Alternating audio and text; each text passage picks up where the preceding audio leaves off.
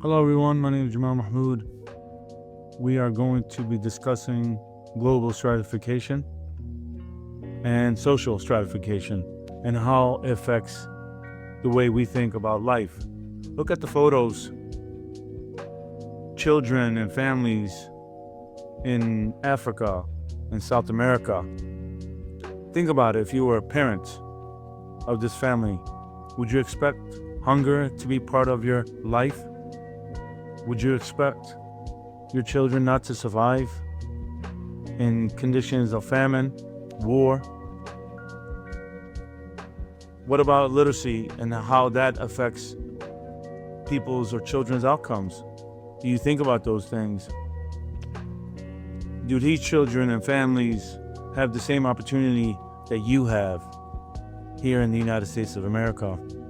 Think about it. U.S. parents expect their children not only to survive, but also to have enough food on the table, to be able to read and go to college.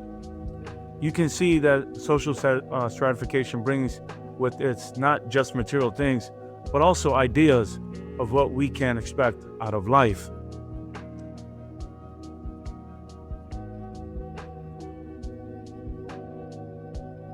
Social stratification, the division of large numbers of people into layers according to their relative property and power.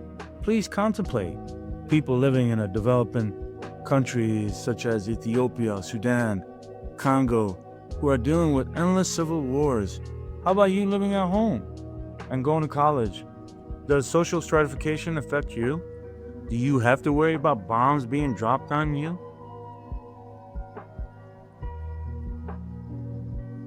Again, we understand that sociology is the study of groups and institutions. So war is an institution. College, universities are institutions. Environment is what the sociologists look at. And our living conditions, what we go through, what we endure. The environment has to breeding grounds of success in order for people to become the best person they can be.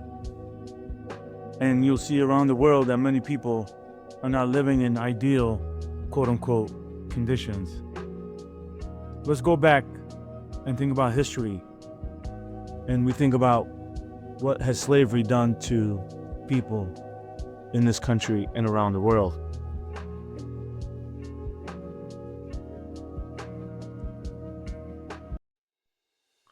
We understand that slavery is a form of social stratification. When people have to be forced to do labor for meager earnings, that is forms of slavery. The history tells us that human beings were sold at marketplaces. Children were sold at marketplaces as if they were products, right?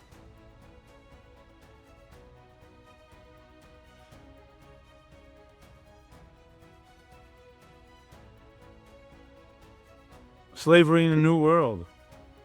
Slavery was baked into the U.S. society. 12 American presidents owned slaves. So did some U.S. senators, representatives, and members of the U.S. Supreme Court. With ideology came this notion that slaves were inferior, even making slave states pass laws that made slavery inheritable, that babies born to slaves were property of the master or slave owners. W.E.B. Du Bois quoted, "Gradually the entire white South became an armed camp to keep Negroes in slavery and to kill the black rebel." Think about Jim Crow laws and segregation, lynchings.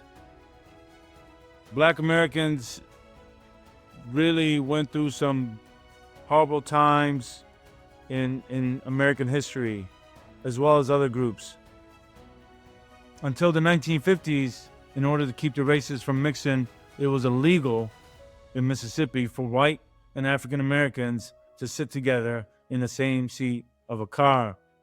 The only time that was allowed was when a black chauffeur was driving his white owner or boss. I think today we have, and it's fair to say, that we have a different plantation system, if I may, that we're working within. And I think that's called capitalism. Think about it. Alcohol, establishments, merchants, all over America, all over the world for that matter. Pharmaceutical drugs, tobacco, gambling like lottery, pornography. These are all addictions. Yet we have corporations who are licensed to sell these drugs. Slavery of the mind, I want to say. It's no longer just we're doing the work for corporations making minimum wage. They have enslaved us with the products and services they provide to us. And that's the scary part for me. How do we, as sociologists, figure out ways to decrease consumption of drugs like alcohol, like tobacco? How do we help impoverished communities at an individual level deal with recovering from addictions? Those are the things as sociologists we contemplate to make a better communities, to make a better society. Those are the things that we have to figure out. We study the problems and then we come up with solutions. We are no longer basic sociologists, we are applied sociologists. As you can recall in our readings in the very beginning of the text, we understand the problem, we come up with the solutions. I think that's what we need. There's not many sociologists in government positions. There's not many sociologists in corporations. We need more sociologists.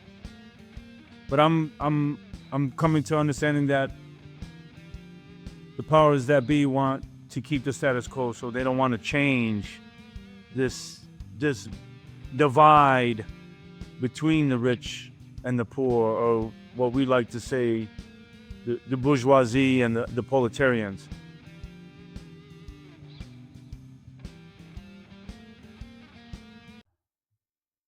Critically think about bonded labor or indentured service, a contractual system in which people sell their bodies to provide a service for a specific period of time, in an arrangement very close to slavery, except that it's entered into voluntarily. Some people in academia argue that prostitution should be legal. There's only one state that allows this type of service to be legal, and that is Nevada, Las Vegas, Nevada.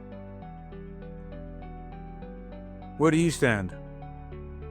Should people be free to sell their bodies, in essence, and governments can tax it and collect revenue, maybe come up with ways to make it safer? I'm not sure. But we get into the realms of morality and what is morally sound and what is immoral. I think from a personal, and again, we're not supposed to be, as sociologists, we're not supposed to be subjective. I'm very guilty of that. I don't even sometimes recognize how biased I can be. But that's working on self, right? We are learning to be better people over time.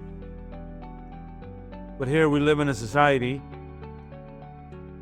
that has people selling themselves to for whatever reason. I mean, many do it because they have a drug addiction they have to feed. Many do it because they have basic life essentials that they need to have in order to survive, right? So what do we do as sociologists to figure out ways to create this better system of equality and help the less unfortunate deal with their lives?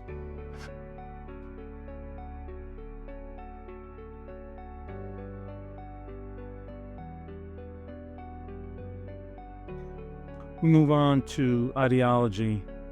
Ideology has a lot to do with and influences global/social stratification.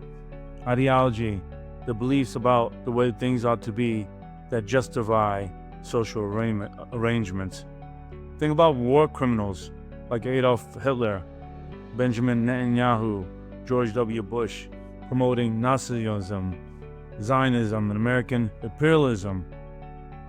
Our world is the way it is today because of leaders who have their own agenda and practice and preach dominance and hoarding the resources and always blaming someone else, the scapegoat, for the world's problems. In reality, it's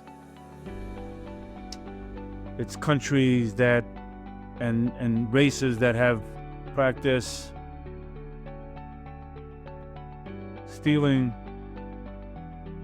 colonization, apartheid, and other horrific acts against humanity. What do we do as sociologists when we know that there are powerful people? I think education is the way to go about getting people to understand who their elected officials are and why people even conform to putting these type of people in power. What possesses people to vote for dictators or tyrants? It comes down to education. I think people just believe whatever media has, whatever narrative media is promoting, and they accept that to be factual. And that's a big problem. I think even Socrates talked about it. An ignorant population can put in some people in power and hurt those people that put that person in power. You think about Trump and his mega base. I think people now in 2026 are regretting that they voted for him. They didn't take the time to educate themselves about Donald J. Trump. And he is going to, and he is now, he will be charged as a war criminal. The evidence is stacking against him as we speak.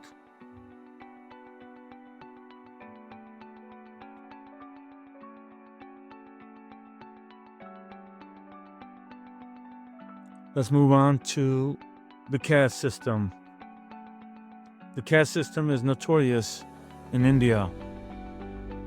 It's a form of social stratification in which birth determines people's statuses, which are lifelong.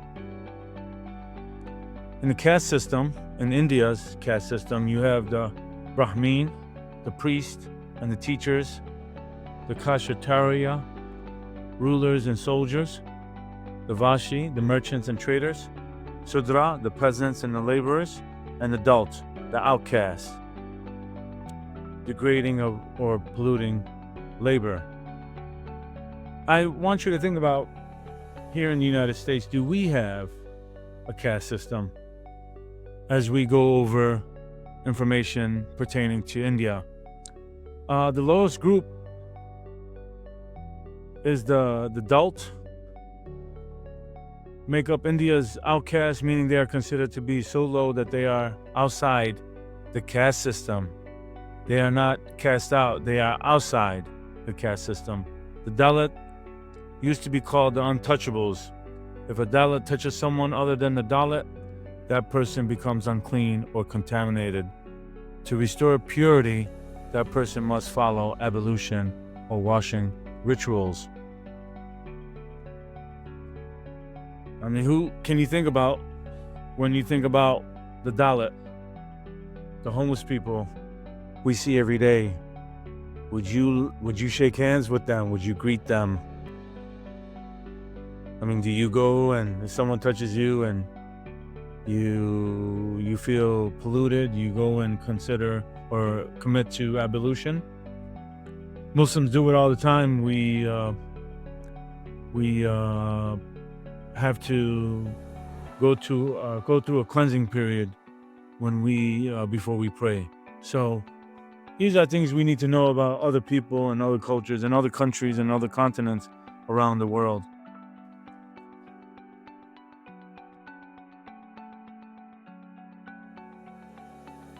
Staying on topic, the Indian government formally abolished the caste system in 1949.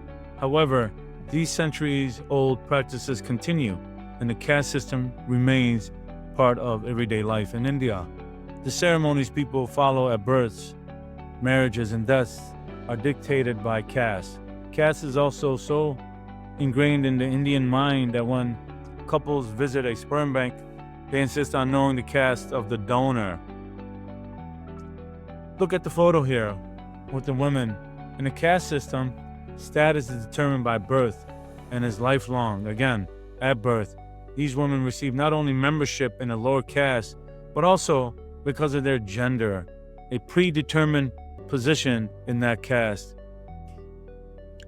Have you ever thought about life and the conditions that you live in? Were they meant to be? The definition that comes up to mind is fatalism, the philosophical doctrine and belief that all events are predetermined by fate or destiny, rendering human beings powerless to change the course of their lives. It emphasizes that the future is fixed, often leading to a sense of resignation or acceptance, as actions are deemed irrelevant in the face of inevitable outcomes. So what is it to you? Why were you born in Chicago or New York or London or Gaza or Sudan or China? Was it meant to be? Are you supposed to be here at this very moment in time, listening to this boring lecture in sociology? Are you? Come on, think about it. Are we all part of this greater intelligent design? And we can get into religion, but we're not going to be talking about destiny and religion in this video. But what makes us so special and fortunate that we were born in a country doesn't have to worry about bombs being dropped on us, doesn't have to worry about I don't know. I mean, the way the United States of America is heading, we might be victims of war. We go around and build an empire and all these other military outposts. We will see, time will tell. But I think you can appreciate the many things that we have, the running infrastructure of water and electricity and functional school buildings and homes. We're not living in huts, if I may. So, and how do we change our current situation? Because this definition of fatalism saying we are powerless to change our course. Do you agree to that? Things to ponder.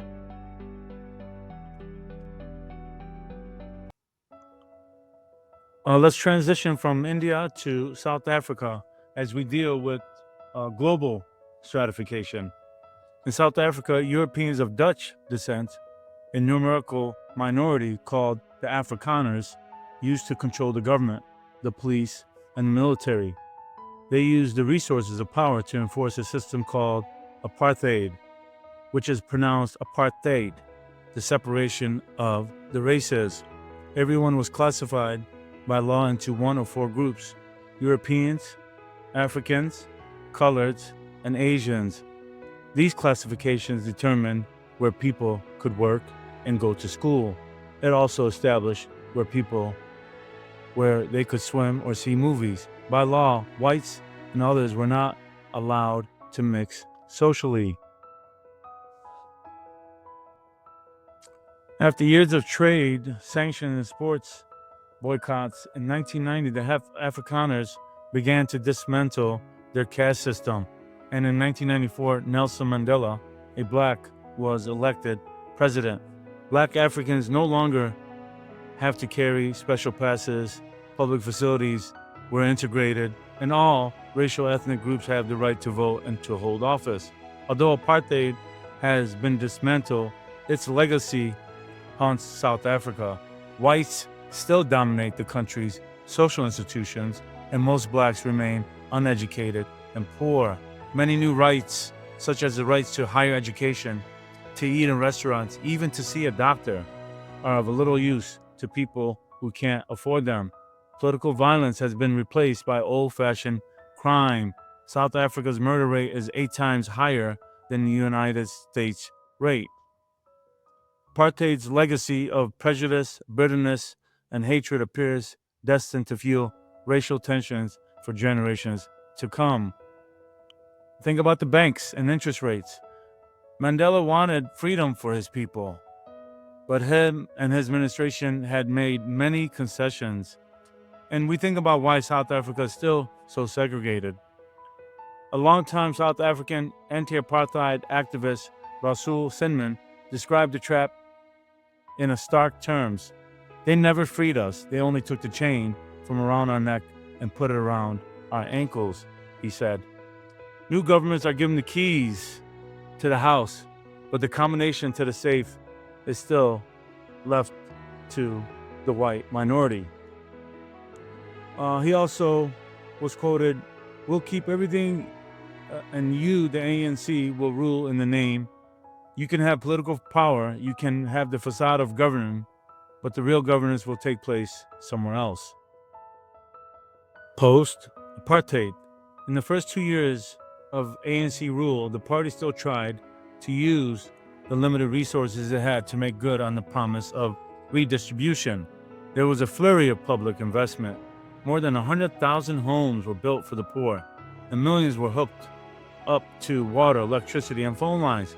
But in a familiar story, weighted down by debt and under international pressure to privatize these services, the government soon began raising prices. After a decade of ANC rule, millions of people had been cut off from newly connected water and electricity because they could not pay the bills.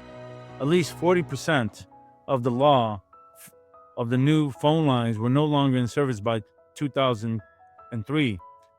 As for the banks, mines, and monopoly industry that Mandela had pledged to nationalize, they remained firmly in the hands of the same four white-owned mega conglomerates that also controlled 80% of the Johannesburg Stock Exchange. In 2005, only 4% of the companies listed on the exchange were owned or controlled by blacks.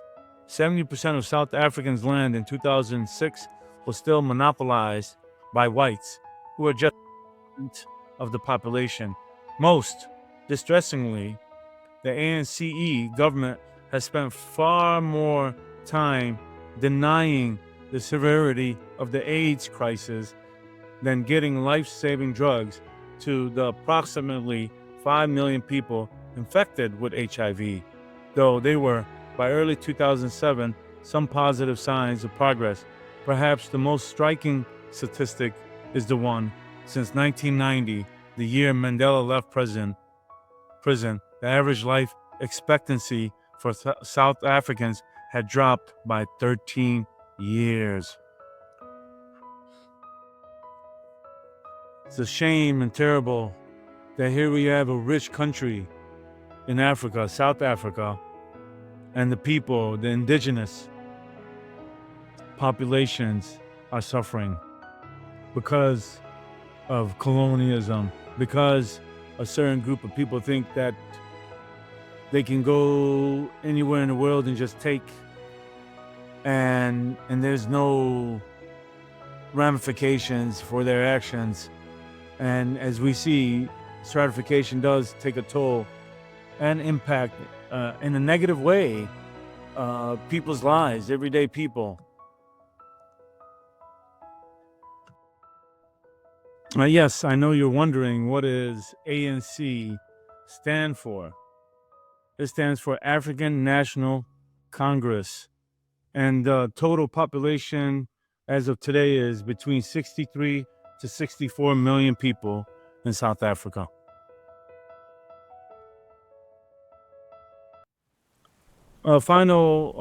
We conclude in discussing the state stratification system of medieval Europe, consisting of three groups or estates: the nobility, clergy, and the commoners, which we know them as the serfs. The nobility were the wealthy families that owned the lands. They ruled the country. They did not do any work. Work was considered beneath them. Clergy was the religious groups with political power. They collected the taxes. A rule that stood out for me is that they prevented lands from being carved out that they created. And a definition that comes up to mind is the primogeniture, an historical system of inheritance where the firstborn legitimate child, traditionally the eldest son, inherits the entire or majority of the parent's estate, title, or throne. And the final state was the commoners or serfs. In this caste system, a state system, women were belonged to the state of their husbands. Think about society today. Do we have these type of breakdowns where certain groups own everything?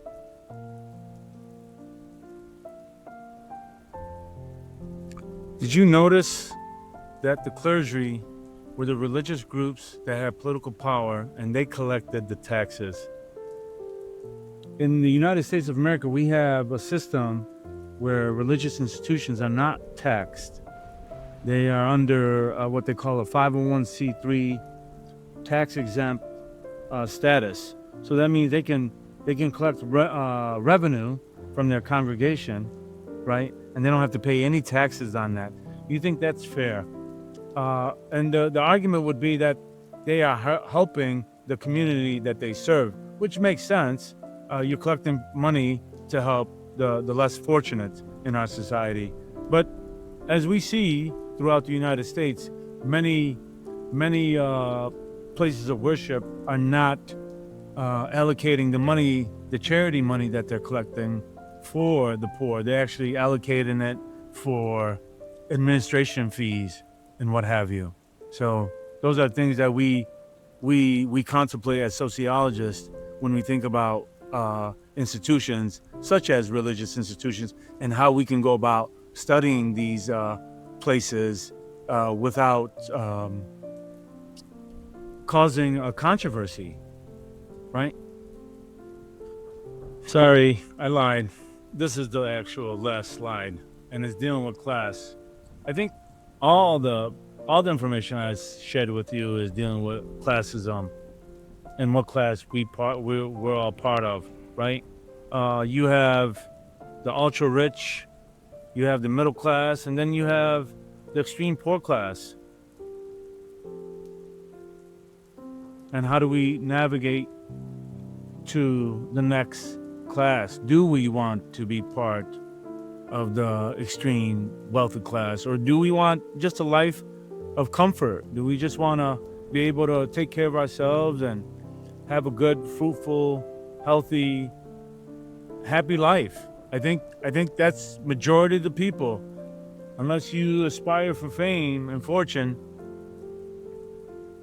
I wish you well, and I hope you find happiness there. But that's all I got for you for this video. I hope you enjoyed it. I hope you learned from it. And if you like, please subscribe and please share. See you on the next video. Thank you.